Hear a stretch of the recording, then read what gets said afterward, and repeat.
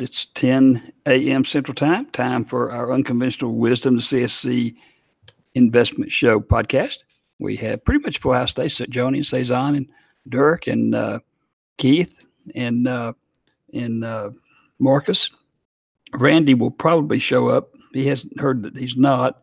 He's still been having that foot problem. It seems like his doctor's appointment's usually around this time, but we'll see if he shows up. Interesting article I read, and this has been going off and on for years. They keep changing the rules a little bit, but in the investment world, you hear about these people getting into IPOs and things.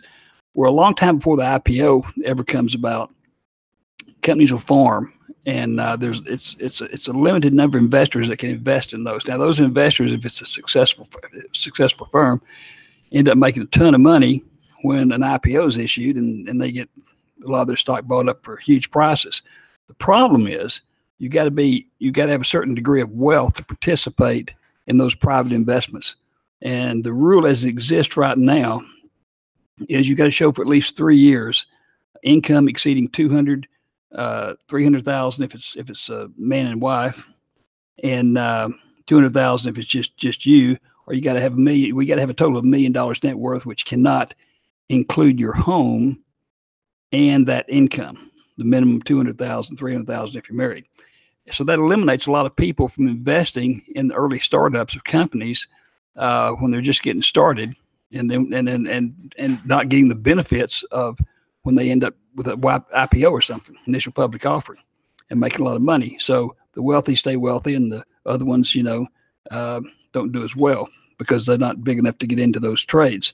The reason is the SEC has always said, well, 60% of those firms go out of business. So these small investors, 60% of them are going to lose their money. And my contention is, well, let them take that chance. It's just, that's the game. If they go into it and they know that, and they still want to go in, then they also don't get to make any money, at least not what the big guys make. So they're changing that. They're changing that rule, and they're going to lower that amount substantially, so more less wealthy people can invest in early startups. Now, this is a totally unrelated article, and I didn't put the two together because I know I've run into that other rule for years and years and years on various things started up. But right now it appears, everybody knows the country is just busting its seams all over everywhere. Really, really great financial stuff going on. And that's not going to change. We got the best economy in the world. But what I didn't realize, and one of the background dark reasons they're changing these rules, is that we're really the bottom of the basket when it comes to new startups. And it's silly. Mexico has the largest number of startups of all countries. Canada has the least, and the U.S. is next to least.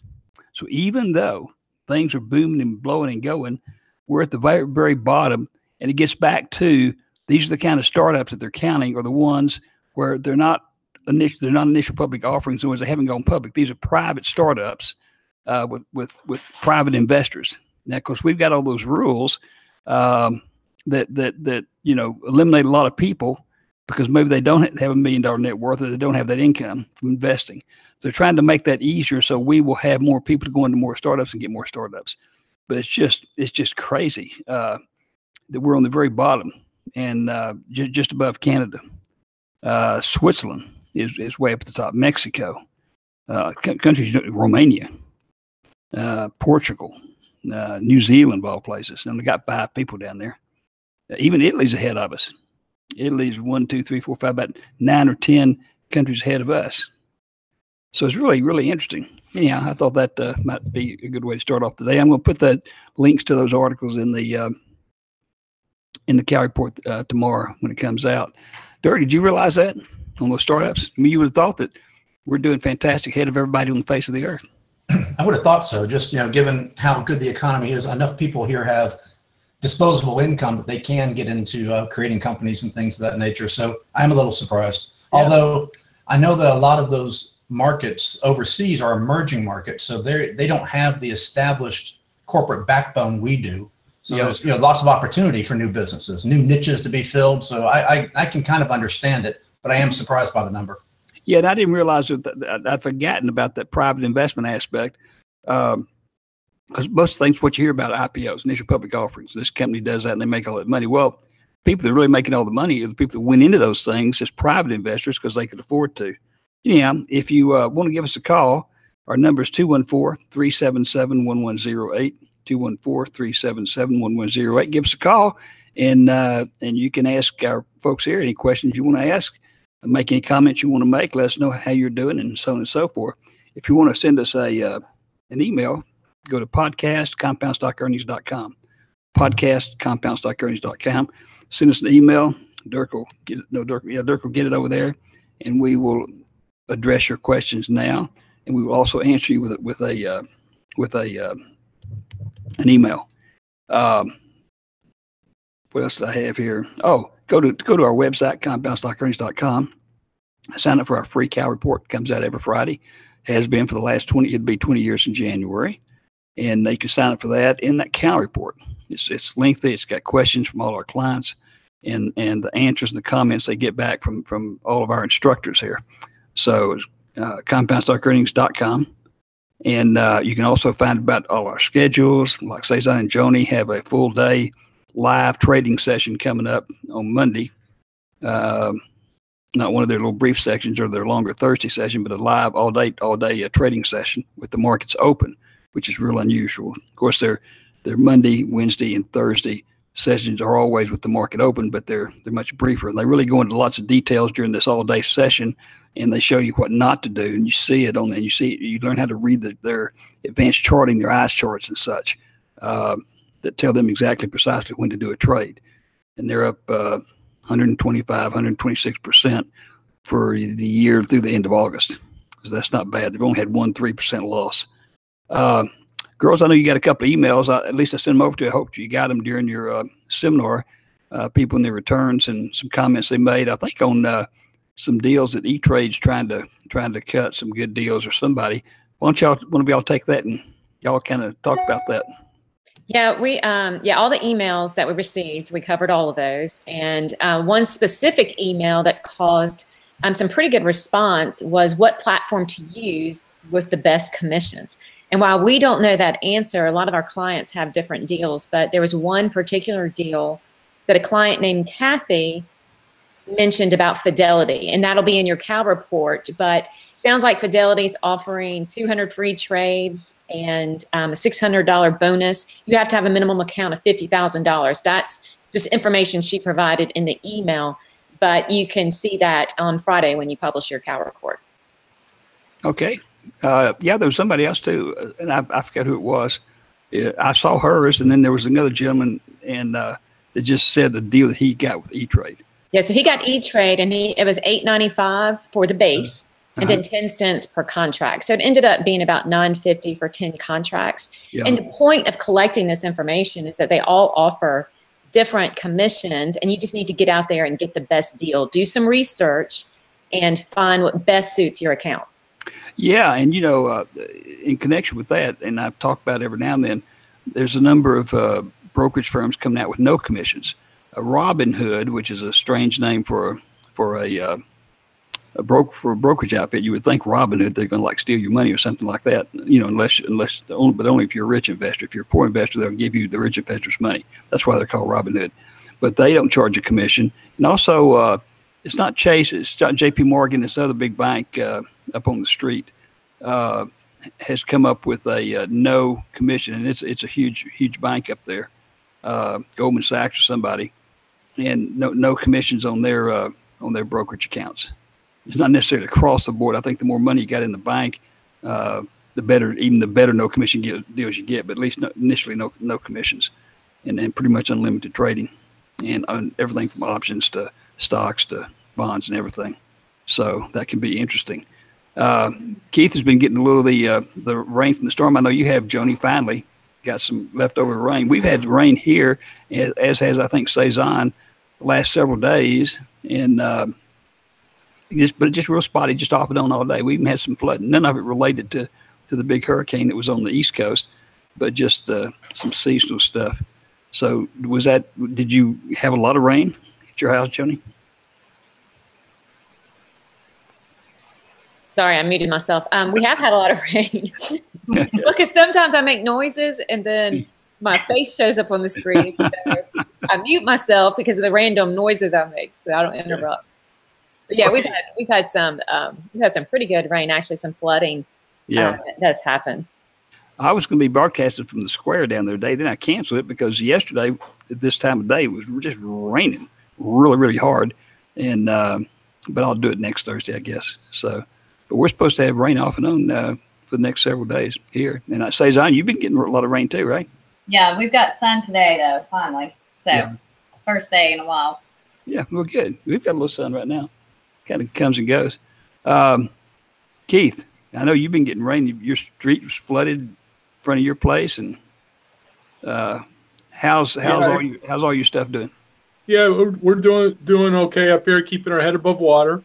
Yeah, literally. Yeah, right. Had a good CMIC trade last week.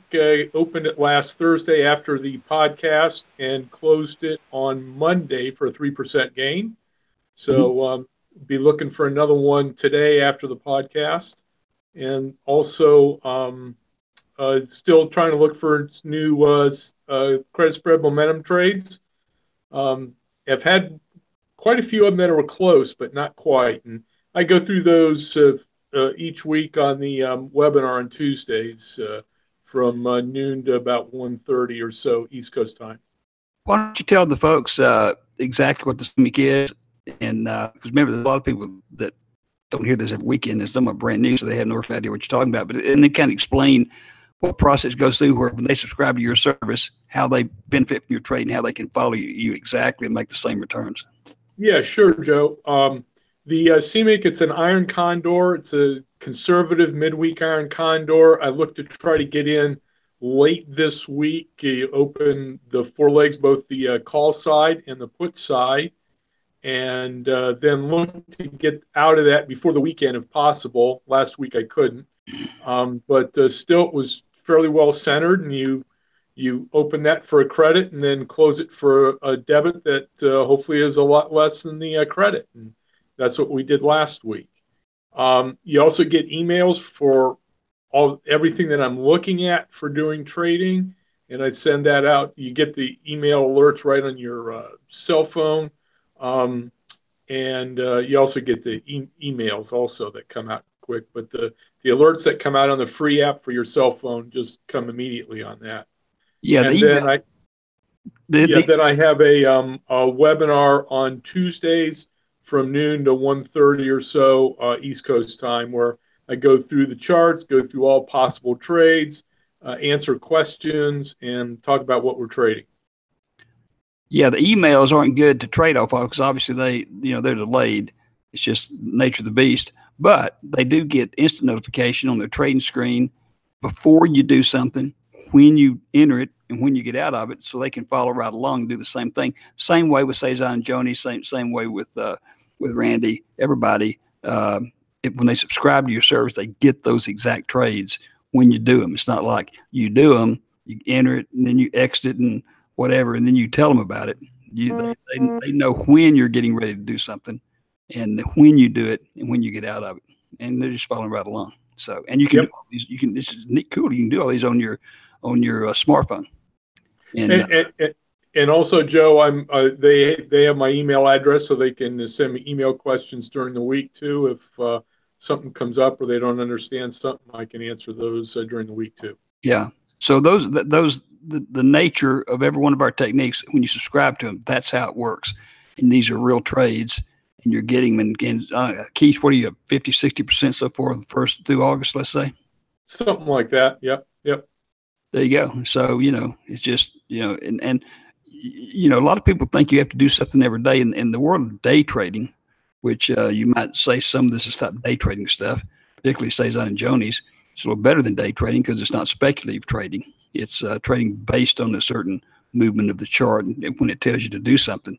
But a lot of people think you have to do something every day. You don't have to do something every day. If you think you have to do something every day, you're looking for disaster, and you're going to lose most of your money like most day traders do.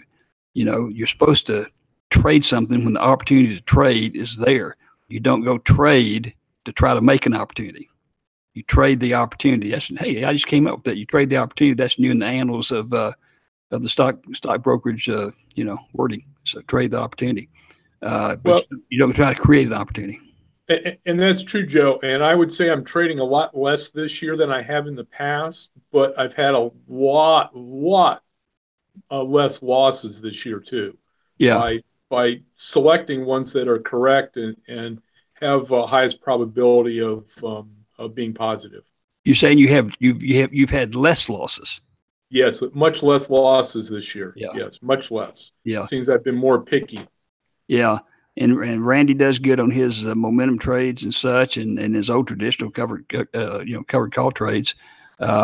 Cezanne and Joni have only had one loss. And again, you sit there and you listen to them, and they talk a lot. Women of no action is what they are. They just talk and talk and talk. But then when they do something, they make profits within a few seconds. And you just don't have any losses. They're not going to go out there and try to create an opportunity. Either it's going to form itself, or it's not going to form itself. And so you just have to kind of wait there and be advised. They teach you during these seminars, as does Keith. And when you do it, when you look at that chart, okay, now's the time to capitalize on that opportunity that's formed up. So anyhow, so Dirk, from the backwater of the office, what's going on with you? What's anything new coming up?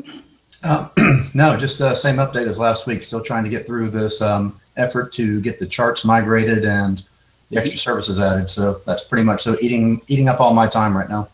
Yeah, and all that's going to make everything a lot slicker when it's all done. Because in the last couple of years, there's just so many different. All these data providers, just change things so dramatically.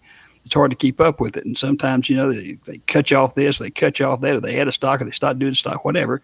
And it's just continuous hassle to try to keep up and keep ahead of it.